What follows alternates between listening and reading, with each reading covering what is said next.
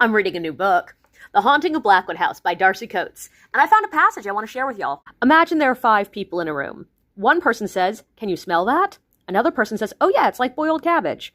A third person agrees. All of a sudden, even you can smell it. The air is perfectly clear, but because everyone is telling you to smell the boiled cabbage, you become convinced you can. And that character is using that analogy to explain how suggestion can convince people a place is haunted. And what really struck me about that passage is I've had that experience. I've been there. I used to lead overnight ghost hunts as a job that I had was taking people into a haunted building, handing them audio recorders and EMF detectors and teaching them how to use it and then letting them try to connect to ghosts. And we advertised ourselves very much as a real experience, and part of that was we were supposed to debunk things that were not paranormal.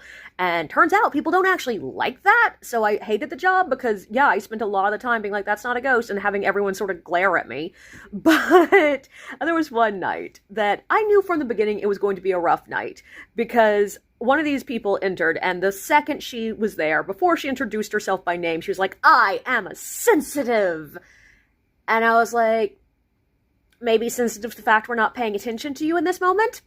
And the thing is, I do actually believe there are some people who are more sensitive to certain energies than other people, but this girl just really wanted us to pay attention to her. Throughout the night, whenever it got too quiet or we hadn't talked to her enough, she'd be like, "I'm having an experience. I'm feeling something. I feel like the ghosts are trying to reach out to me."